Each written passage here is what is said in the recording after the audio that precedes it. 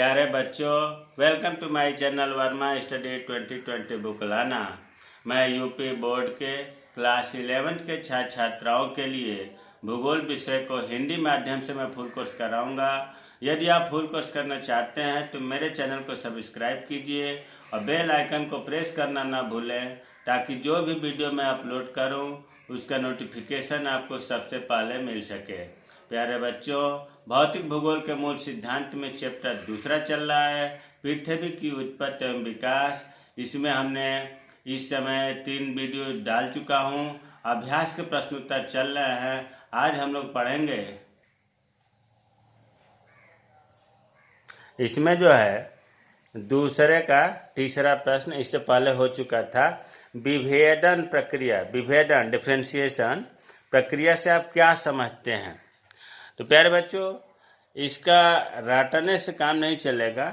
इसको एक प्रकार से आप समझ लें कि देखो लिखा है कि पृथ्वी की उत्पत्ति के स्थल मंडल निर्माण अवस्था के अंतर्गत हल्के व भारी घनत्व वाले पदार्थों के पृथक होने की प्रक्रिया विभेदन कहलाती है।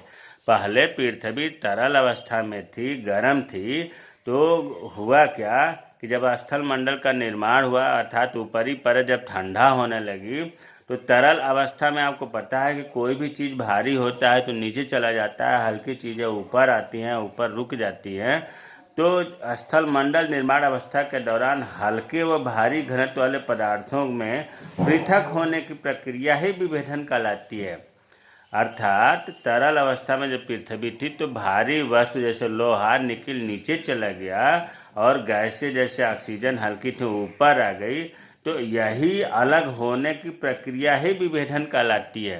हम उम्मीद है कि रटने से काम नहीं चलेगा, समझ में आ गया होगा। वही चीज़ फिर लिखा है इसमें आगे कि इस प्रक्रिया के अंतर्गत भारी पदार्थ केंद्र में चले जाते हैं और हल्के पदार्थ पृथ्वी की सतह पर ऊपर आ जाते हैं, और समय के साथ साथ जब ये अधिक ठंडे हो गए तो और ठोस होकर छोटे आकार में परिवर्तित हो गए। विभेदन की प्रक्रिया से ही तो पृथ्वी की कई परतों का निर्माण हुआ। विभेदन की प्रक्रिया से परतों का निर्माण हुआ। दूसरा है चौथा कि प्रारंभिक काल में पृथ्वी के धरातल का स्वरूप क्या था। देखिए पूछ रहा है प्रारंभिक काल में। अगर हम इस समय वर्तमान की बात करें तो वर्तमान में क्या है? पृथ्वी के धरातल का स्वरूप आप देख रहे हैं कि पहाड़ है, नदियां हैं, नाले हैं, झील है, झरना है, वनस्पतियां हैं, जीव जंतु हैं, तमाम तरह की आपको चारों ओर एक्टिविटी दिखाई देती है। लेकिन प्रारंभिक काल में प्यारे बच्चों धरातल चट्टानी एवं गर्म थी। उस समय पूरी पृथ्वी वीरान थी, कुछ नहीं था। यहाँ का वायुमंडल भी अत्यंत विरल था। उस समय केवल हाइड्रोजन और हीलियम ये गैसें थीं, इनकी मात्रा भी बहुत कम थी। आज के वायुमंडल से और उस समय के वायुमंडल में बिल्कुल भिन्नता थी। वो तो समय बदलता गया। लगभग 460 करोड़ वर्ष पहले पृथ्वी और वायुमंडल में ऐसा परिवर्तन आया जो जीवन का अनुकूल हो गया। तो अगर ये पूछा जाए कि प्रारंभिक काल में पृथ्वी के धरातल का स्वरूप क्या था, तो मेन बातें यही थी कि उस समय संपूर्ण पृथ्वी वीरान थी, वायुमंडल अत्यंत विरल था, केवल हाइड्रोजन और हीलियम गैसें थीं। आज के वायुमंडल से उस समय के वायुमंडल में बहुत ही भिन्नता थी। अगला क्वेश्चन है, पृथ्वी के वायुमंडल को निर्मित करने वाली प्रारंभिक गैसें कौन कौन सी थीं? हाइड्रोजन और हीलियम थीं, ये ऊपर बताया गया। अगला क्वेश्चन है, बिग बैंग सिद्धांत का विस्तार से वर्णन करें। बिग बैंग सिद्धांत जिसको हम कहते हैं महाविस्फोट सिद्धांत, ये लेक्चर 6 में केवल इसी का एक वीडियो बनाया गया है। आई बटन को क्लिक करके लेक्चर 6 से बिग बैंग सिद्धांत को स्टडी करें, पढ़ें। अगला क्वेश्चन है, पृथ्वी के विकास संबंधी अवस्थाओं को बताते हुए हर अवस्था या चरण को संक्षेप में वर्णित करें। विकास शब्द की पृथ्वी की उत्पत्ति अलग चीज़ है और विकास अलग चीज़ है। उत्पत्ति के बारे में आपने पढ़ लिया, तमाम तरह के वैज्ञानिकों ने अपने विचार और परिकल्पनाएं दिया। पृथ्वी की उत्पत्ति में अगर ग्रह की उत्पत्ति पूछा जाए तो एक ही चीज़ है, क्योंकि पृथ्वी भी तो ग्रह है। अब विकास में देखिए स्थलमंडल का विकास हुआ, वायुमंडल का हुआ, जल मंडल का हुआ, जीवों की उत्पत्ति हुई। ये सब जो है पृथ्वी के विकास में आएगा। तो पृथ्वी के विकास में करने से पहले इसमें एक ध्यान दें कि उत्पत्ति के समय पृथ्वी लिक्विड अवस्था में थी, गर्म थी, अर्थात एक आग का गोला थी।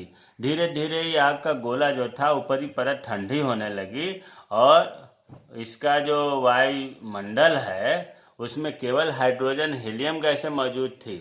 लेकिन जैसे ही ये ठंडी होने लगी, समय के साथ काफ़ी वर्षों बाद इनमें परिवर्तन हुआ कि जो हाइड्रोजन और हीलियम गैसें थीं या जो वायुमंडल में विरल था वायुमंडल, उसमें ऐसा चेंजिंग आया, ऐसा परिवर्तन आया कि जीवन जीने लायक हो गया। यही तो कारण है कि पृथ्वी सौरमंडल का एक ऐसा मात्र ग्रह है जहाँ जीवन उपस्थित है और पृथ्वी की संरचना परतदार है, विभिन्न परतों के अलग अलग विशेषता है। तो ये पृथ्वी के विकास में भूमिका रही। सबसे पहले पृथ्वी के विकास में जो हेडिंग होगा वो होगा स्थल मंडल का विकास। स्थल मंडल, देखिए पृथ्वी की जब उत्पत्ति हुई थी वह अत्यंत तरल लिक्विड द्रव अवस्था में थी और सर्वप्रथम जब ऊपरी परत ठंडी होकर ठोस बनी तो आंतरिक भाग तो अब भी गर्म है। आज भी पृथ्वी पूर्ण रूप से ठंडी नहीं हुई है, आज भी अंदर तरल अवस्था में है। तभी तो ऊपर से किसी तरह से पानी जब पहुंचता है तो भाप, तरल अवस्था गर्म है, अंदर पृथ्वी गर्म है तो भाप बनता है और भाप से भूकंप या ज्वालामुखी की उत्पत्ति होती है। दूसरी बात यह है कि जब हम पृथ्वी के अंदर नीचे जाते हैं, 32 मीटर नीचे जाते हैं तो 1 डिग्री सेंटीग्रेड टेम्परेचर बढ़ जाता है। इससे ये सिद्ध होता है कि पृथ्वी आज भी अंदर से गर्म है, पूर्ण रूप से ठंडी नहीं हुई है, केवल ऊपरी परत ठंडी हुई है। अब प्यारे बच्चों, जब ऊपरी परत ठंडी हुई उसको हम कहते हैं भूपटल या भूपर्पटी कर्ष। और इस भूपटल का जो उठा हुआ भाग है जिसे हम स्थल मंडल कहते हैं, स्थल मंडप में महाद्वीप आते हैं और जो धंसा हुआ भाग है जहाँ जल भरा हुआ है जलमंडल कहते हैं। जलमंडल में महासागर और सागर आते हैं। जब ये लिक्विड अवस्था में थी उत्पत्ति के समय तो भारी पदार्थ जो जैसे लोहा, निकिल, ये पृथ्वी के आंतरिक भागों में चले गए और जो हल्के पदार्थ जैसे गैस थे, ऑक्सीजन, ऊपरी परत में ये आ गए। इसी कारण से तो भूपटल से लेकर के और आंतरिक भाग जो लास्ट वाला कोर है वहाँ तक विभिन्न गुणों वाली परतें मिलती हैं। तो इस प्रकार से आज देख रहे हैं कि स्थल मंडल का विकास हुआ। अब आते हैं वायुमंडल व जलमंडल का विकास।